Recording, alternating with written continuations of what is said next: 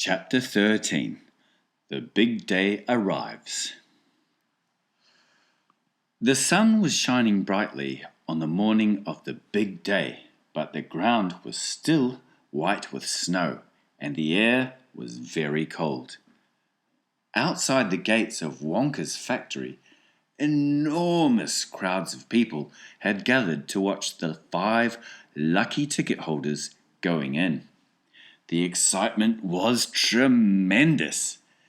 It was just before 10 o'clock. The crowds were pushing and shouting, and policemen with arms linked were trying to hold them back from the gates.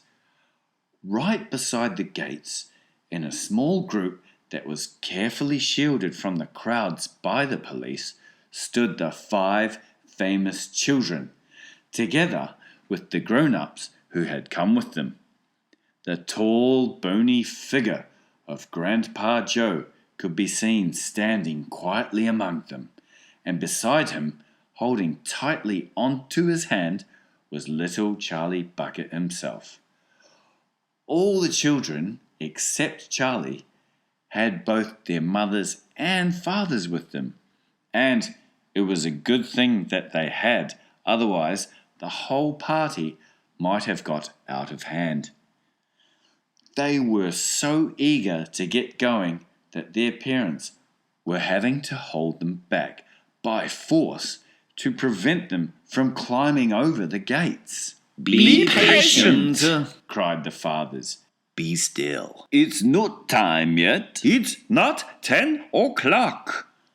Behind him, Charlie Bucket could hear the shouts of the people in the crowd as they pushed and fought to get a glimpse of the famous children. There's Violet Beauregard, he heard someone shouting.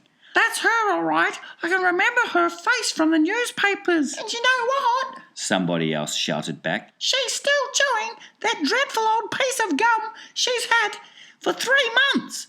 Yeah, look at her jaws. They're still working on it. Who's the big fat boy? That's Augustus Gloop. So it is. Enormous, isn't he? Fantastic. Who's the kid with the picture of the Lone Ranger stenciled on his wind cheater? That's Mike TV. He's the television fiend. He must be crazy. Look at all those toy pestles he's got hanging all over him. The one I want to see is Veruca Salt, shouted another voice in the crowd. She's the girl whose father bought up 500,000 chocolate bars and then made the workers in his peanut factory unwrap every one of them until they found a golden ticket. He gives her anything she wants, absolutely anything.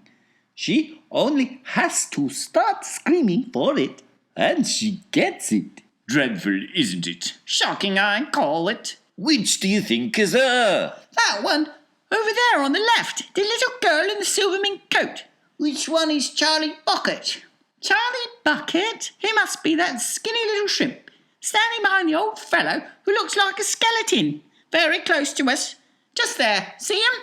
Why hasn't he got a coat on in this cold weather? Don't ask me. Maybe he can't afford to buy one. Goodness me, it must be freezing.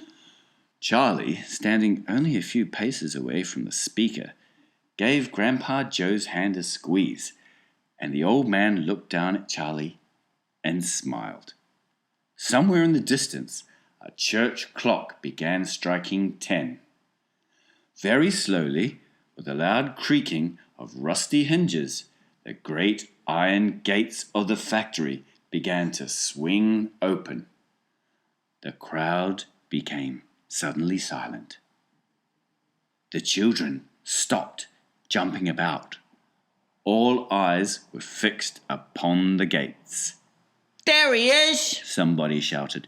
That's him. And so it was.